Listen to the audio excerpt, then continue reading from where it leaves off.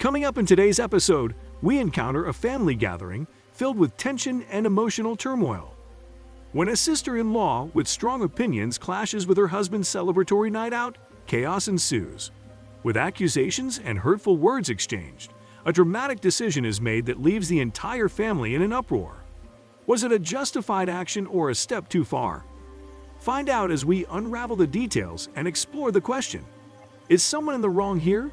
Stay tuned for the full episode, where emotions run high and family bonds are tested to the limit. My sister-in-law, her husband, and her kid, who is 14 years old, are staying with me and my husband for the next week because there's a family funeral and all hotels were booked out for the Bluegrass Fest and Kane Brown concert.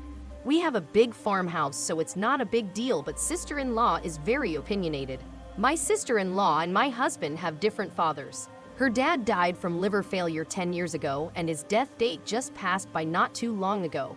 He was a massive alcoholic, and due to this, my sister-in-law turns into a bitch whenever she sees anyone drinking, especially people in her family.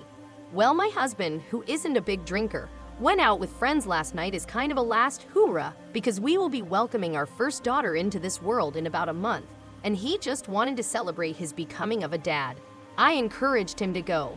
I arranged for his Uber back home, and he came in around 11 p.m. last night. He was very drunk. He walked in the door singing "Let's Stay Together" by Al Green, dancing, spinning me around the living room floor in some very sloppy waltz, and laughing the whole time as he was tripping all over himself. Now my dad is an alcoholic too, so I get it, but honestly, I was having an effing blast with my drunk husband.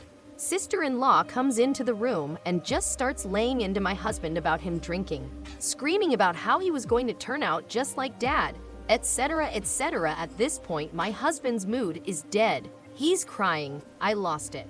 I told her, how can he turn out like a piece of shit when that piece of shit isn't his father?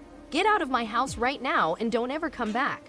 She immediately went quiet and said she couldn't take her daughter out at this time of night, and that no hotels had vacancy, and my husband knew better than to drink around her, and I told her that's not my problem. Leave.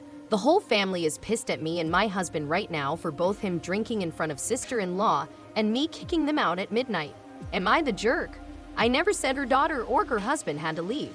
I told her she had to. She chose to wake them up and drag them with her after she caused problems. Okay, let's break it down. In this situation, both the husband and the sister-in-law have their share of responsibility for the conflict that unfolded. The husband, knowing the sensitive history of alcoholism in the family, probably should have thought twice about getting hammered and waltzing into the house like a drunkard. It's understandable that the sister-in-law would be triggered by this sight and unleash her frustrations. However, her approach of screaming and attacking him may have added fuel to the fire. On the other hand, the wife's decision to kick her sister-in-law out in the middle of the night might have been a bit extreme. Sure, emotions were running high, but handling it with more patience and communication would have been wiser. All in all, it seems like a case where both parties could have handled things better and shown a bit more understanding.